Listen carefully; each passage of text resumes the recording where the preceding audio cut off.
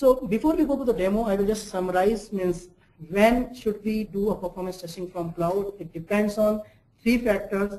First is technology, whether the technology is allowing you to do it or not. That is the first factor. Second factor is cost, how many runs you are doing it and other stuff, and then you take a decision whether it makes sense to take it the performance testing and do it from cloud or not. And the third one is like security, whether your application, if you expose it to the internet, whether it makes sense or not, or whether there are some security risks for your organization. So now we'll move to the demo to showcase like how this performance testing lab can be set up on Amazon in a very simple way. And with us, Venki is there, and he will be giving this demo to us. Hi all. This is Venki, and I will be walking you through how to set up performance lab on a cloud. Here we are taking the services of Amazon, the cloud service provider, and the basic level or seed level of creating a lab is creating an instance. And the first steps, what I like to show to you is like how to create an instance on cloud. This is the Amazon dashboard, and we are having a pre-existing account for this, and this is our what we can say is like Signity dashboard for Amazon. And the key advantage of using cloud services is geographical distribution. Right now you can see on the screen the different regions from where we can generate our load. And right now for a demo purpose, I will be creating an instance with US East, that is North Virginia region, and the same can be followed through every other region. So the first thing will be like launching an instance. I have just selected launch instance, and the next screen shows me the list of available OS level OS that can be used with my instance. And I like to go with the Windows as of the demo.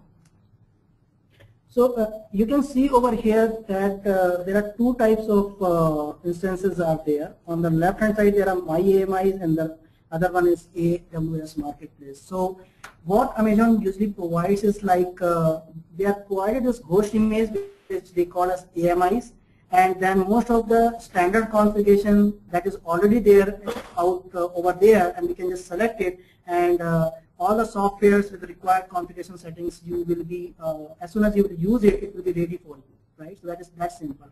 There are some things what we have done it over here, like we know that at Signity we are using with this pre-defined configurations. So we have made our own ghost images, and we have put that things in MyAMIs, and we use it on a frequent basis. Right now we are trying to create a fresh instance, like a new one. For that, I like to use the Windows 2008 R2 based OS. So I'll be selecting that. And next thing is like selection of your instance type. Instance type, here we are speaking instance. Instance is nothing but creating a machine on cloud. This is a cloud terminology.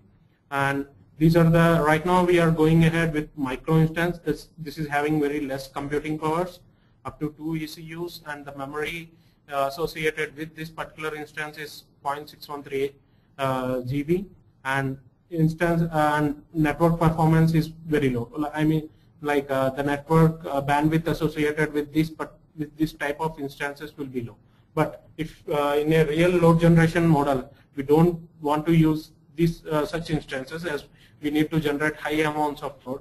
For this, there are other instance types available in Amazon. There are like M1 small, M1 extra large, and other types where the computing power as well as memory and network performance will be very high, that we have to choose the most suitable one as per our requirement, that is most appropriate with the project context, and we need to go ahead and create the required load generators or controllers in the cloud. And I'll be showing the other settings that will be used here. And this is the most interesting or important one when we are creating an instance. This is the security group level setting, where when we go for a cloud, most of them, or we heard like these particular cloud-based services are secure, are not much secure, and they are vulnerable. This thing here, when we are this security group is something like where we can define the HTTP level or protocol level settings that can be achieved with high end of security. What I mean to say is, like, if you like to implement some kind of configurational settings so that these particular instances can be accessed or launched through this particular IPs, all these can be added over here. Right now, I'm going ahead with the basic rule, but the more complex level can be something like this. This is one of our sample security groups which we will be using with our lab. You have to add these all rules into your security group and attach that with your instance so that it is more secure. And with demo, we are using this, and I want to launch this particular instance with basic level of security groups.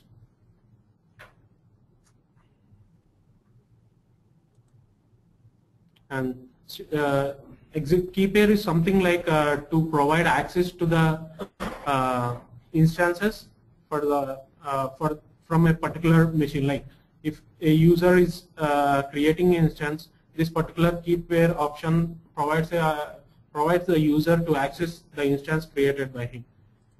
What we have to do is, like, for a first time user, you need to create a key pair. Say file123, and you need to download this key pair. Key pair is something like a .pem file which you can save at any of your locations. And the next thing will be like launch instances. What happens is, like, when once you click on the launch instance, your instance will be initiated on the cloud and that will be created. As this being a basic instance, I don't think it will take more than a minute.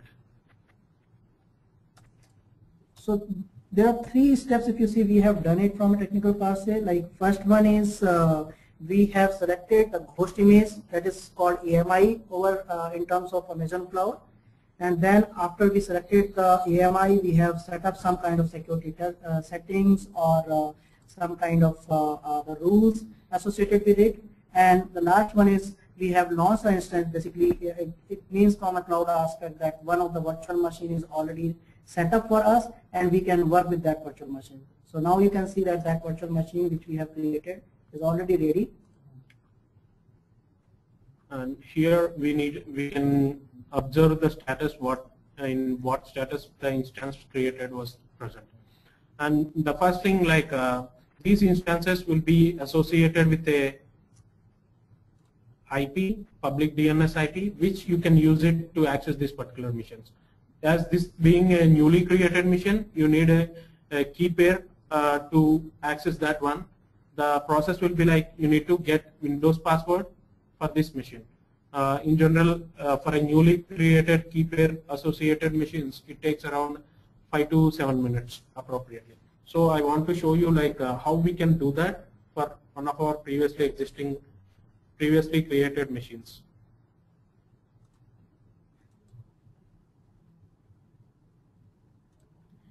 You can select you have to select the key pair here and just decrypt the password. This is the password that was given by the particular key pair. You need to copy this or note it down somewhere, close it. And the next thing will be like, you can access this particular machine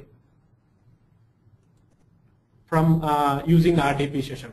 And I like to start right away from by using one of our existing machines where we have set up a load generator or a load generator software, and the software we are using for creation of load is Apache JMeter. This is a open source tool for load generation. And the way of accessing any of the instances that can be done through RDP, and you can set that security. You can set some limitations in your security group such that a particular list of IPs can only be can only access your instance created. this can be used to improvise the security settings of cloud and your lab that is being set up on the cloud.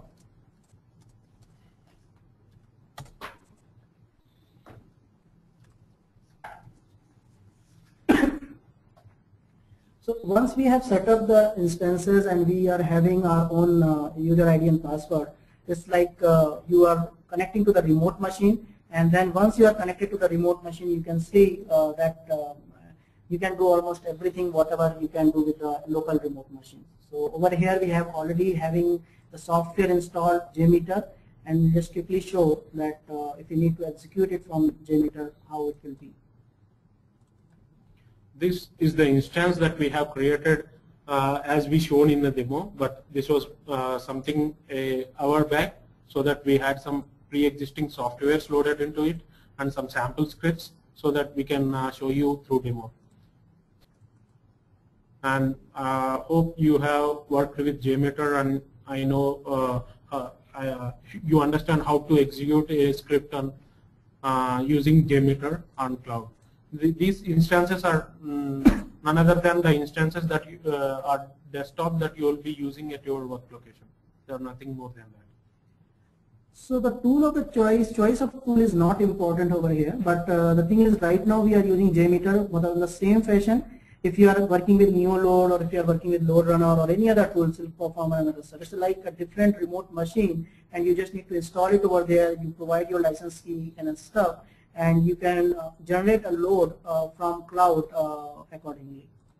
So right now we are using JMeter, and we have put 3 iterations, and it will generate a load accordingly the regular way, I will say.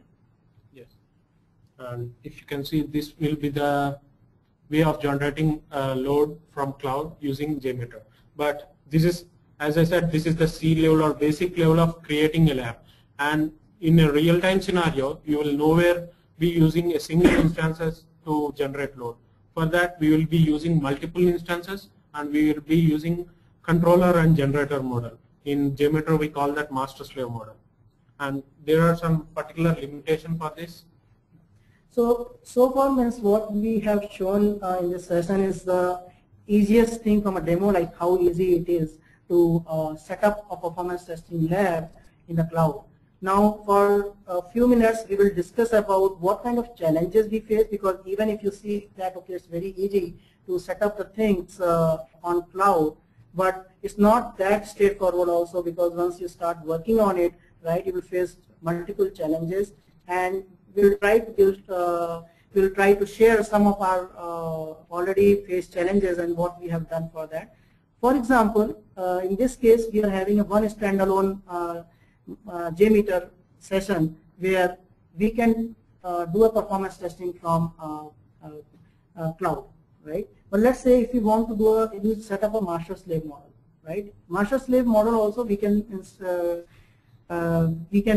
start 3 to 4 instances on the cloud, but the thing is it should be on the same LAN, it should be on the same network. But let's say the requirement is that we need to generate a load from different regions, geographical regions. How we will do it, right? Because setting up the master-slave models, few from Singapore and few from North American region, it's not possible, and that is the challenge we have faced. Definitely we were able to solve this problem from LoadRunner aspect, but in JMeter, so far we were not able to do that part.